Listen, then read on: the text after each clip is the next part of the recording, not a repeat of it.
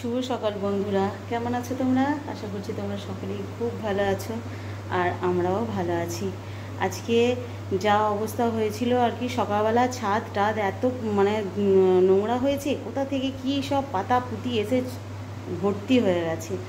উঠোনটারও সেই অবস্থা, গাছটাও কেটে ছেলেরা ফেলে দিল, পেয়ারা গাছটা তো একদম পড়ে গিয়ে কি অবস্থা হয়ে গেছে। ঝড় হয় না, ঝড় হয় না, কালকে এমন বৃষ্টি আর সাথে ঝড়, আর তাতেই এরকম আমার ক্ষতি হয়ে গেছে, পেয়ারা গাছটা পড়ে গেল। তো যাই হোক, সেসব কাজ করতে করতে অনেকটাই বেলা হয়ে গেছে। এখন কোনো রকমে ভাতের জলটাও চাপিয়ে দিয়েছি আর এদিকে ডালটাও চাপিয়ে দিয়েছি। ভাত ডাল তো লাগবেই, ভাতের সাথে ডাল আগে লাগবে।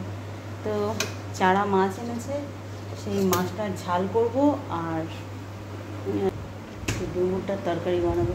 চলো আগে ওইগুলো কেটে বেটে নিই আর কি।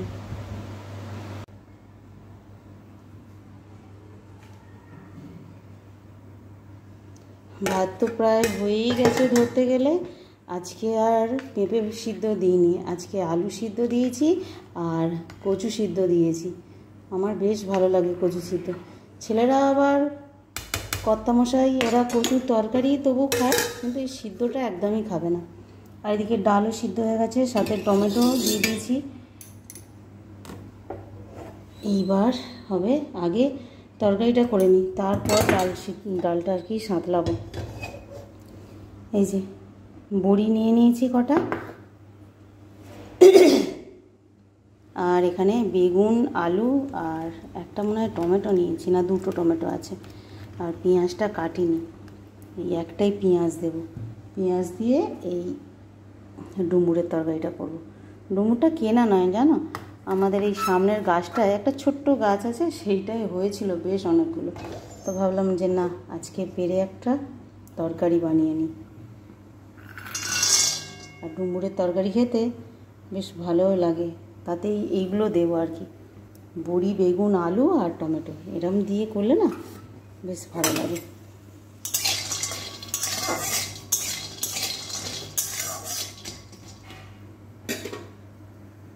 এই যে এরকম বাটা মাছ নিয়ে এসেছে, আর এখানে ভাজাও বসিয়ে দিয়েছি।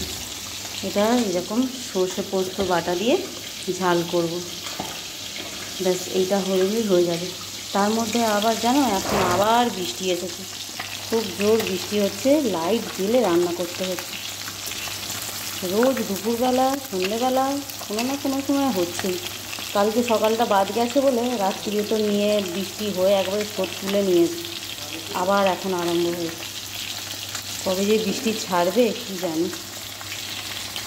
সমস্ত মাছ ভাজা হয়ে গেছে, আর এখানে সর্ষে পোস্ত বাটা দিয়ে যে ঝোলটা, সেটাও বেশ ফুটে গেছে। কালো জিরে কাঁচা লঙ্কা আর টমেটো। এবারে মাছগুলো একটা একটা করে দিয়ে দেব।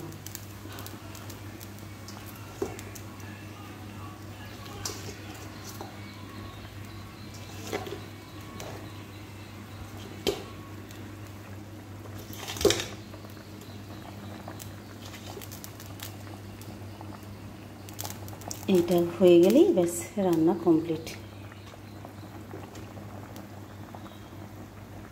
চলো রান্নাবান্নাও হয়ে গেছে, খেতে বসে পড়েছি। এই যে ডাল করে নিয়েছি, আর ওই বাটা মাছগুলোর বেশ তেল ছিল জানো, তো সেই তেলটাও ভাজা করে নিয়েছি। আর কালকের একটু বাঁধাকপি ছিল, সেটাও একটুখানি গরম করে নিয়েছি। আর এই হচ্ছে ডুমুরের তরকারি, শুকনো শুকনো করে বড়ি বেগুন দিয়ে করেছি, খুব ভালো লাগে এই তরকারিটা খেতে।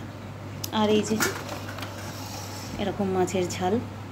তো চলো, সবাই বাড়িতে চলে এসেছে, খাওয়া দাওয়া করলেই হয়। চলো ভাত বাড়ি।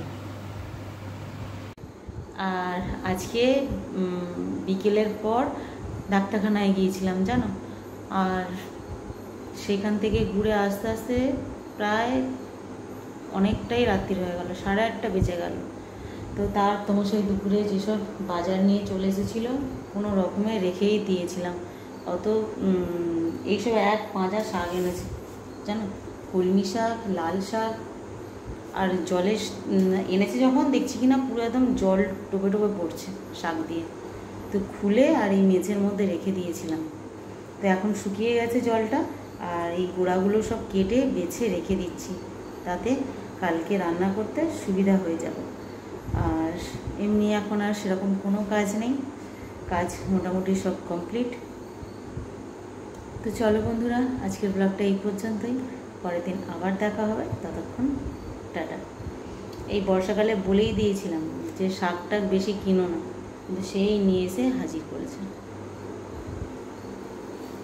শাক খাওয়া ভালো, কিন্তু এই বর্ষাকালের শাক না, এই দুটো লাইট জেলে ভালো করে পাতাগুলো বেছে বেছে দেখে নিতে হচ্ছে যে ঠিকঠাক, মানে অন্য কিছু তো না, এখন এই পোকার যে ডিম থাকে না, ছোট্ট ছোট্ট সাদা সাদা পোকার ডিম ভর্তি হয়ে যায়, তো সেইগুলোই বেছে বুঝে রাখছি।